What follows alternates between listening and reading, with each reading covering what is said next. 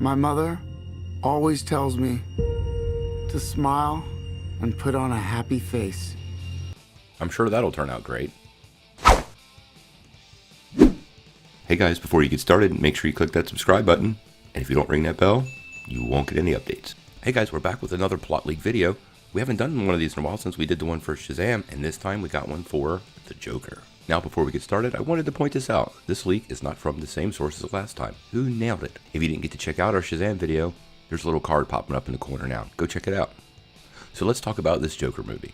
There have been a couple test screenings and a couple people have seen it, so I feel fairly comfortable with this leak and it seems to align with a lot of the stuff we've already heard. So to get right to it, this is Gotham in 1981 and a very dirty version of the city. Think of early 1980s New York City. There's a crime wave and a garbage strike, which also fits New York perfectly. Arthur Fleck, who's played by, obviously, Joaquin Phoenix, is a loser who works as a clown for a talent agency. He's already mentally on the edge. He actually has a social worker following him on a semi-regular basis because he has such profound mental health issues. Now, in classic fashion, he wants to become a stand-up comic. And interestingly enough, he suffers from a debilitating disease that makes him unable to control his laughter, which I found a little weird. And importantly, he's the caretaker to his mother, which plays pretty big into the story.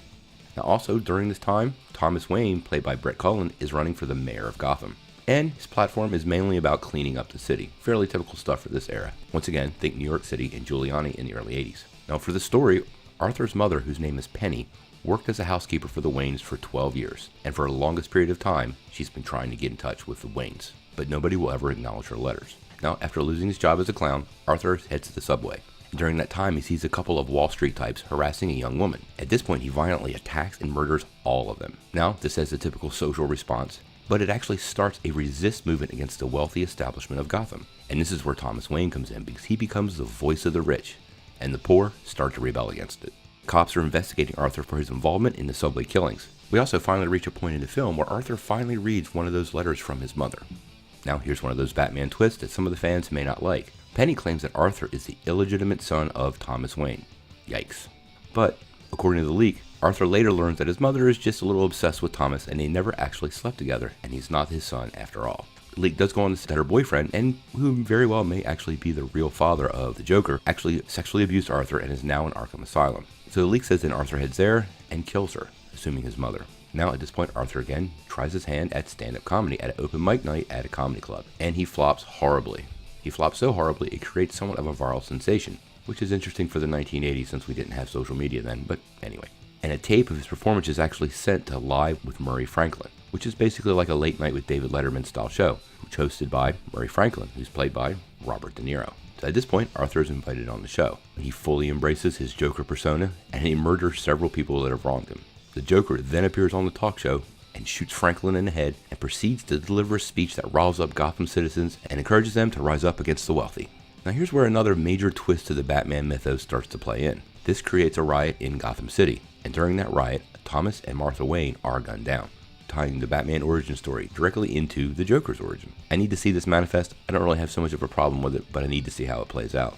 Touching origin stories can be dangerous. At this point, the police finally catch Arthur after he's hit by a passing taxi. I think we saw this in some of the pictures. Then the movie ends with him in Arkham Asylum, and he's so out of his mind he's dancing around his cell at this point, laughing.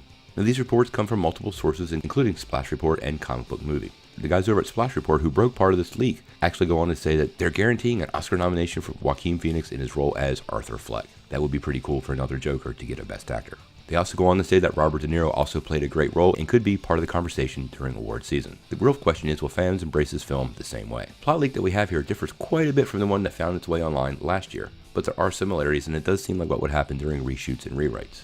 Something tells me some of those rewrites may have actually been removing Thomas Wayne as Arthur Fleck's father.